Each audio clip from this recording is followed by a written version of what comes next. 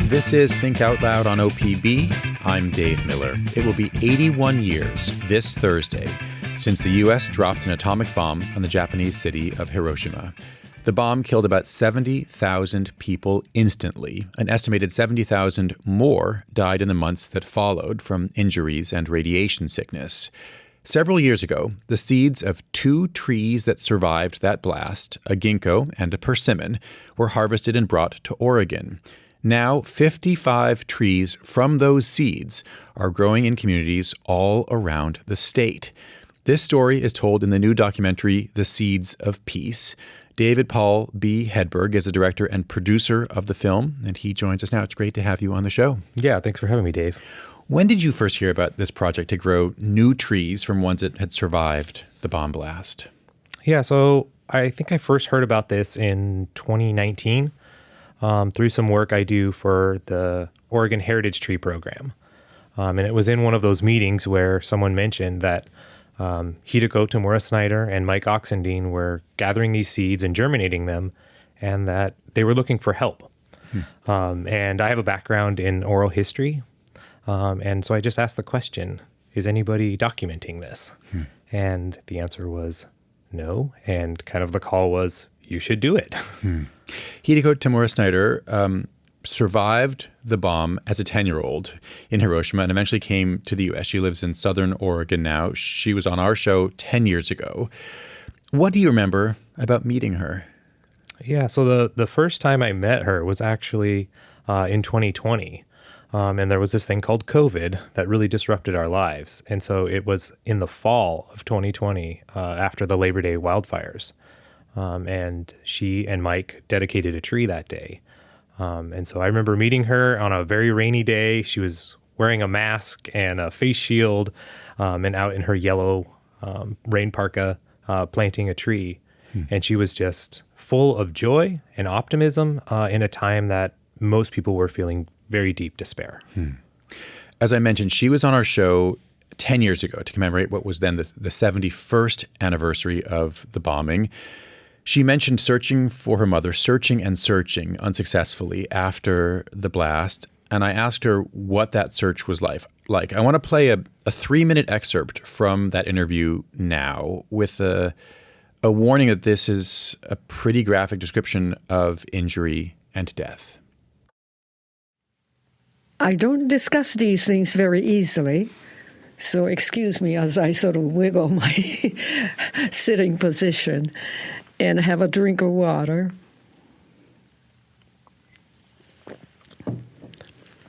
It was unbearable. I went from one rescue station to another, and I saw dying people, singed, bloating, and after a few days, maggots crawling and unrecognizable. Didn't wish for me to find my mother in that condition, although I would say, is there someone here by the name of Kimiko Tamura? And no one would call out to answer me. But I think that most of these people were not in position to have enough energy.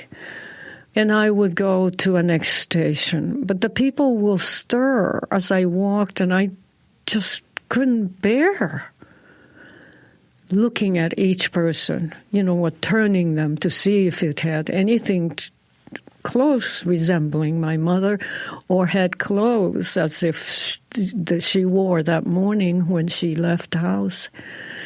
So, out of desperation, and I was a very vivacious, open, child, very easy to talk to and dance around and skip around and sunny disposition. I could not bear it another step to go to the next place. So, and my thought was, Mama, where are you? I can't help you. I have no idea where you are. And if you're suffering like this, I don't know what to do because I don't know where you are. And I said, God, I want to comfort my mother. if she's in that kind of a condition, but there's nothing I can do. So I'm going to hum a little songs that she used to love. Would you please carry it in the wind and deliver the sound to her to comfort her? And so I started to hum her favorite tunes. I was very, very austere to that point, but the tears started to roll through my cheeks, and that was the only time I wept, even as a child. Other times, I held everything in and went on to do what one had to do, even as a child. Again, that was Hideko Tamura Snyder, a Japanese-American Oregonian who survived the atomic bomb that the U.S. dropped in Hiroshima. She was on our show 10 years ago. She's featured in the new documentary, The Seeds of Peace, which was made by my guest, David Paul Hedberg. What can you tell us about the trees that survived the atomic blast? Yeah, so there's many of the trees in Hiroshima, pushed out buds in the coming months after the bomb. And the scientific community had kind of said, we don't know what to expect after this bomb. And so the general consensus was nothing would grow for 75 years. And so for those trees to push out those new buds, for young people like Hideko and the victims of the bomb, this gave a symbol of hope. And so those trees became revered symbols of hope and resilience to the people of Hiroshima as they rebuilt their city. And they were given special care and attention? Yes, the trees? the trees are, they're kind of like revered cultural landmarks. And so they've received care from master arborist. And we actually were able to meet with him for the film. And he took us around to see many of these trees, and through a translator was able to kind of tell us how he cares for them and collects those seeds. And it's through a project through the United Nations that they started gathering these seeds and distributing them to communities across the globe as kind of symbols of hope and resilience. You went to Hiroshima as part of this project, right? As you're saying, what was it like for you to be there? Yeah, our trip to Hiroshima was intense. I went to kind of follow the Oregon Community Trees, board members that had led this project, and kind of document their work. But I also brought a work in progress of the film, and I screened that at the Hiroshima Peace Museum. And that was honestly one of the most intense things I've ever done. Screening a work in progress at the site that it took place.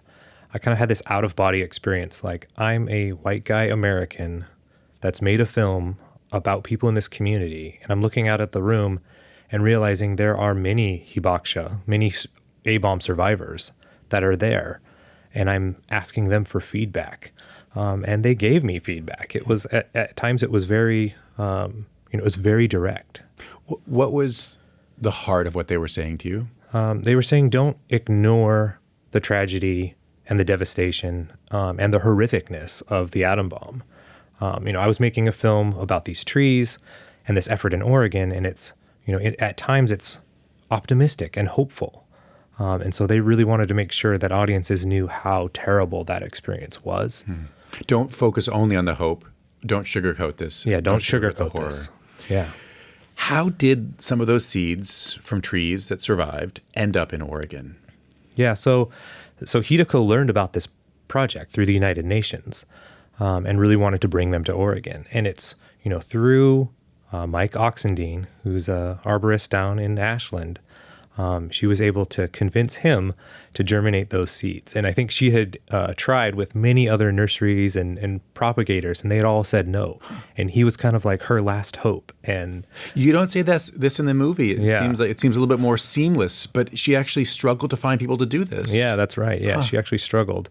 And when you meet Mike, he's says yes and is endless energy. And so when she found him, it really kicked the project into high gear, and they were able to germinate the seeds. I'm talking right now with the historian, David Paul B. Hedberg. He is the director of the new documentary, The Seeds of Peace. The next screening of the documentary will be August 6th, this Thursday, at the Tomorrow Theater in Portland. You can also see it at the Wild Rivers Film Festival in Brookings in about 2 weeks. I want to play a short excerpt from the film. This is from a section in which Hideko is talking about one of the trees that survived the bomb and the project that came from it. Isn't it like a miracle that there is this peace tree that came back from an impossible assault on life? I can't grow my mother. I can't grow my cousin. But the tree, I could.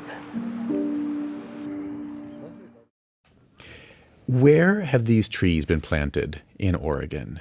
Yeah, I think it's fantastic that they are kind of geographically distributed all across the state. So just a few weeks ago, I was in the far eastern Oregon community of Ontario, where there's a peace tree. There's several on the coast. And a peace tree there, and a large Japanese-American community. Yes, a very large Japanese-American community that embraced that message and planted a peace tree there. We have them up into the north in Elgin, Hood River, southern Oregon, the Oregon coast, really across the entire state. So, and you've been at these events all over the state. What are they like? Yeah, so the planting dedications really varied a lot. Each community kind of took Hideko's message of, peace and nuclear nonproliferation and kind of, molded a ceremony that was reflective of their own community. And so Oregon is home to a lot of Japanese American communities. And so I really saw these peace trees having a deep, deep resonance in those communities. And so, we also had dedications that were centered around veterans groups, school kids, doing kind of history projects on Hiroshima, writing haiku. So they really varied quite a bit. Can you tell us about the one at the Oregon State Penitentiary? Yeah, one of the most intense experiences of making this film was going to film inside the Oregon State Penitentiary. And the adults in custody there have a Japanese garden that they fundraised and built on their own. And so they invited us to come in, and we interviewed, the curator of the garden and some of the adults in custody there, and they received a peace tree as well. And these were some of the most present people I've ever met. There's no phones in prison, and so they have a lot of time to think about the mistakes they've made in their life. And they see this tree as kind of like a phoenix rising from the ashes and giving them a symbol of hope and maybe the possibility of a future outside of prison. 2 trees were planted at Klamath Union High School, which is near the site of the Tule Lake internment camp from World War II. I want to play a clip from the movie from a woman that you talked to named Gail Yamasaki, who is a teacher there. But I think that there's something different about having these peace trees at a school as a daily reminder of the possibilities of our actions and the choices we make and the way we look at the world. And so this was an opportunity to provide reconciliation for different parts of our community. I had done oral histories from women and men who had graduated from the Tule Lake Segregation Center in 1945. It really made me think about how young people's lives can be changed and affected. What might it be like if we shared that with middle school and high school students? The majority of those that were incarcerated, their families came from Hiroshima. Again, that was Gail Yamasaki, a teacher at Klamath Union High School, a site where 2 trees from this project were planted. If people are just driving or walking around Oregon and they chance upon these trees, will they know? What will they know? Is there always a plaque? And what does it say? Yeah. One of the requirements from the United Nations is that these trees carry a plaque, kind of denoting that they are Hiroshima survivor trees. And so they all have a plaque. And many of them have a QR code that will take you back to an oral history clip of Hideko explaining what they are. I want to go back to the message that you said the survivors of the blast told you when you were in Hiroshima. Don't sugarcoat this. Make sure you talk about the horror as well. How have you thought about this? I mean, obviously the name of the movie is The Seeds of Peace, and there is something beautiful and hopeful about rebirth embedded in the mission of this. I'm wondering how you think about the balance between hope and horror as you've been working on this. Yeah, I think throughout the process of making this film, there's been pandemics, there's been wildfires, there's been, civil unrest. There's been a mass effort to erase parts of our history. So I very much look at this film and the kind of truth-telling and storytelling that comes along with it as an essential part of my work as a documentarian. But also, we have to have symbols of hope. We have to have a reason to get up in the morning and continue on. So we can't just, wallow in despair. And I think about, Hideko's effort and the experience of being a 10-year-old girl. And I think about that now with all conflicts. I think about all wars and how, we can't justify war and ignore the impact that it has on children. They have no choice in this matter. And war, regardless, is terrible. And ask any veteran, they know that. And ask any, innocent bystander, and they know that as well. So I feel like the film itself is this nice balance between acknowledging the terrible things in our past while also having some optimism for the future. Dave, thanks very much. Yeah, thank you very much. David Paul Hedberg is the director of the new documentary Seeds of Peace. The next screening is going to be in 2 days, August 6th at the Tomorrow Theater in Portland.